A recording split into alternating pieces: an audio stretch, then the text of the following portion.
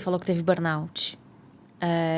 E aí até tirou seu ano sabático. Foi no momento que você estava ali trabalhando para uma grande empresa tal, e que você gostava muito. Sim. Imagino que era cosmético e tal. Como que você lida com essa questão do burnout hoje, empreendendo? Porque quando a gente começou a falar de burnout, sei lá, 8 anos atrás, começou aquele comecinho mesmo de falar de burnout. Eu vi muito empreendedor. Na época eu estava mais envolvida com startups. E eu via muito empreendedor tendo burnout. Por inúmeros motivos, né? Porque psicologicamente é uma loucura. O emocional é uma montanha russa mesmo. Você quer se dedicar ao máximo para aquilo porque você tá apaixonado pelo que você tá fazendo, né? Então, você não tem muito limite ali. E tem um senso de responsabilidade também, né? Das pessoas que dependem de você. Exato, tem muita coisa envolvida, né? Então, você empreender... A gente fala muito do burnout nas empresas. Mas você empreendendo... É muito fácil você cair para esse lado, né? Como que você lida com isso? Assim, eu não vou te falar que eu me sinto 100% blindada e ilesa de ter outro burnout. Eu acho que agora eu tô mais suscetível justamente pelos motivos que você acabou de falar. Mas eu li um livro da Harvard Business School que chama Como Ter Saúde Mental no Trabalho. E tem um capítulo específico que fala sobre os mecanismos de escapes dos grandes C-levels da indústria. E eles falam sobre você fazer atividade física. E, assim, eu sou muito... Como eu sou, né, super defensora da questão de saúde mental e etc., eu acabo sempre falando sobre esse assunto. E a gente, acho que culturalmente, tende a separar saúde física de saúde mental. E a gente não deveria. Quando a gente empreende, a gente tem o lado bom da gente não ter horário. Mas a gente tem o lado ruim da gente não ter horário. Então, as coisas ruins de empreender são exatamente as coisas boas. A gente não tem chefe. Isso é bom. A gente não tem chefe. Isso é ruim. E aí, a gente começa a perder um pouco da noção de tempo. Porque a gente tem uma coisa para entregar e a gente entra no hiperfoco da entrega. E aí, quando vê, você tá às 6 horas sentado trabalhando na mesma coisa e você não comeu, você não se levantou, você não fez uma atividade física. E aí, você tá esgotado. Empreendedores têm dificuldade de manter rotinas. Isso é uma coisa que eu vejo muito com quem empreende. Porque a agenda muda muito. Você não tem uma coisa fixa, né? Assim, isso é muito exaustivo, né? O ser humano, ele é meio criado para ter uma rotina. E a gente, quando a gente empreende, a gente não tem muito isso, né? A gente pode até tentar criar uma rotina. Mas a gente só consegue criar uma rotina empreendendo quando a gente já tem uma empresa muito estruturada. E a gente já tem várias coisas que já estão delegadas para outras pessoas. Mas a gente que está num começo, assim, minha empresa tem 2 anos, é impossível você ter uma rotina. Cara, que interessante, né? Porque eu, jornalista, rotina zero. Zero mesmo, assim. Às vezes eu começava às 8, às vezes da manhã, às vezes começava às 8 da noite. Eu tenho mais rotina hoje. Porque você ficava dependendo das reportagens e das pautas, né? Hoje, não é que eu tenho uma rotina igual todos os dias. Mas eu consigo estabelecer pelo menos a minha semana. Isso é legal.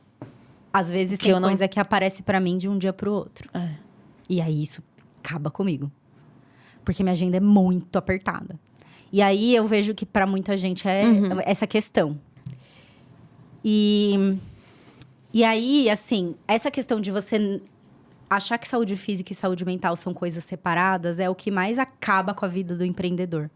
Porque se você tem um hábito de, por exemplo, fazer uma terapia, ir ao psiquiatra, tomar uma medicação para ansiedade, mas você não associa isso a hábitos de vida mais saudáveis, atividade física, uma alimentação minimamente balanceada, tentar dormir, sei lá, 7 horas por noite, você não consegue aguentar o tranco de empreender.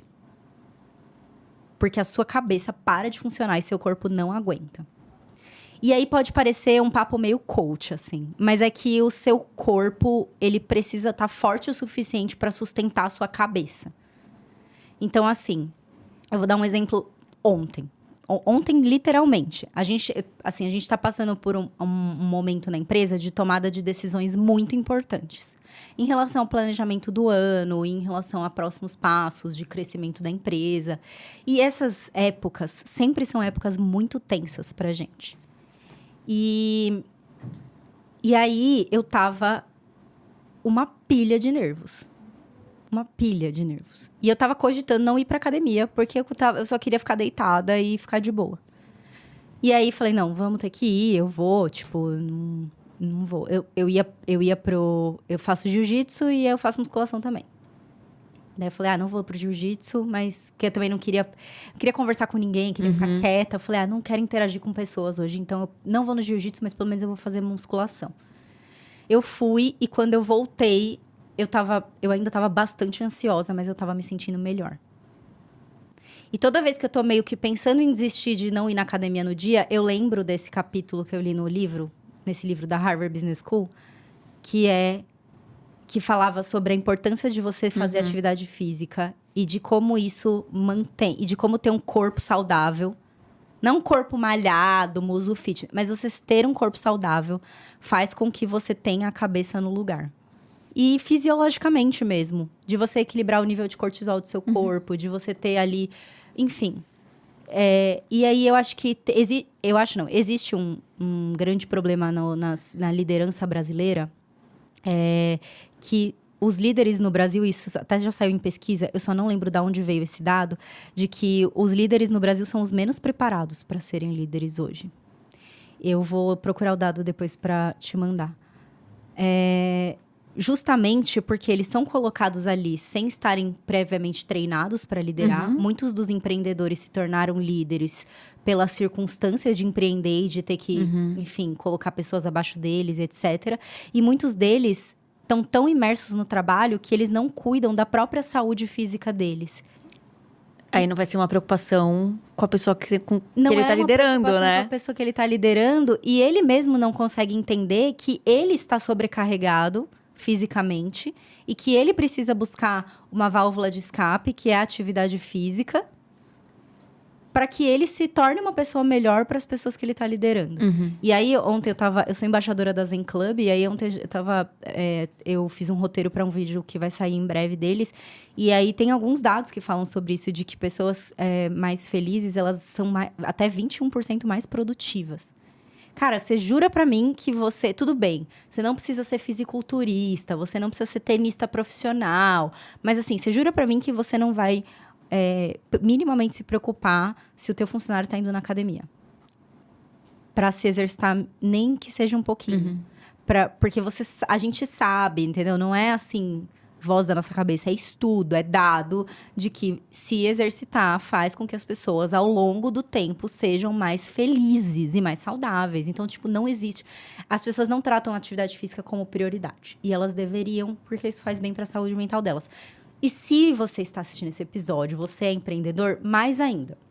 Então, eu tenho, às vezes, agenda de reunião que as pessoas falam, Carla, a gente pode falar hoje às 6? Não. Porque é o horário da minha academia. Ponto, né? Ponto. Inegociável. Mas você sabe que eu entrevistei 2 empreendedoras? Num episódio aqui. Acho que foi o nosso 3º episódio. E uma delas falou... isso foi uma dica do pai delas, do pai dela, que é empreendedor.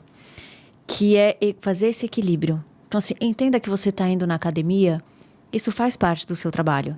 Porque você está se fortalecendo para ser um empreendedor. Né? Então, a gente tem muito hábito de separar uma coisa da outra, né? Então, a Juliana profissional, a Carla profissional, a Carla empreendedora, a Juliana empreendedora, a Juliana pessoa, a Carla pessoa, são coisas diferentes e a gente separa. Isso não existe. Né? A mesma Carla que precisa ir na academia às 6 da tarde é a Carla que vai trabalhar no dia seguinte.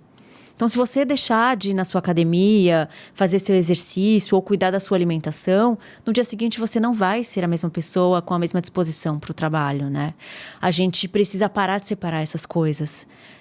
E a gente ainda faz essa separação do que é profissional, do que é pessoal e não existe. Simples assim. Você é a mesma pessoa. É uma única pessoa que tem esses desempenhos. né? Sua vida pessoal vai afetar o seu profissional. Então, se você é uma mãe que de repente teve um problema com a licença maternidade ou com a volta da sua licença, você vai produzir diferente ali na sua empresa. Se você foi acolhida ali pela sua equipe, você vai produzir melhor, porque você vai ter a sua mente liberada para estar se dedicando àquilo, né? Exato. Então, se você consegue fazer a sua academia, você vai se sentir livre no dia seguinte para se dedicar para o seu trabalho. Você vai estar mentalmente livre para aquilo, né? Para focar. E até a resposta a situações de alta pressão. Então, assim, não é que você não vai se estressar, não é que você não vai... Mas, assim, até o jeito em que você lida com essas situações é diferente. Eu vejo porque, assim, do ano passado pra cá, do começo do ano passado pra cá, eu tenho sido muito mais chata, assim, com isso. Criteriosa, do tipo, cara, é sagrado. Eu tenho até uma camiseta do Padre Marcelo Rossi, boladão, assim, escrito, o treino é sagrado. E aí, eu tenho visto que a minha resiliência a situações de alta pressão no trabalho tem melhorado. Então, eu fico irritada, eu fico puta da vida, eu quero matar, mas assim, eu consigo recalcular a rota mais rápido. Aquilo me afeta, mas não me afeta a ponto de eu ficar paralisada. Eu consigo voltar, eu consigo continuar trabalhando, eu consigo, tipo, me realinhar de novo e falar, não, beleza, vamos lá. E a gente tem que tratar isso com mais seriedade. E a gente não trata. E aí depois, tipo assim... Aconteceu isso comigo porque eu meio que tomei um susto da médica. Ela falou, cara, se você quiser infartar com 40 anos, você continua nesse ritmo. Mas assim, eu acho que você não quer. Então, se você não quiser, você passe a se cuidar.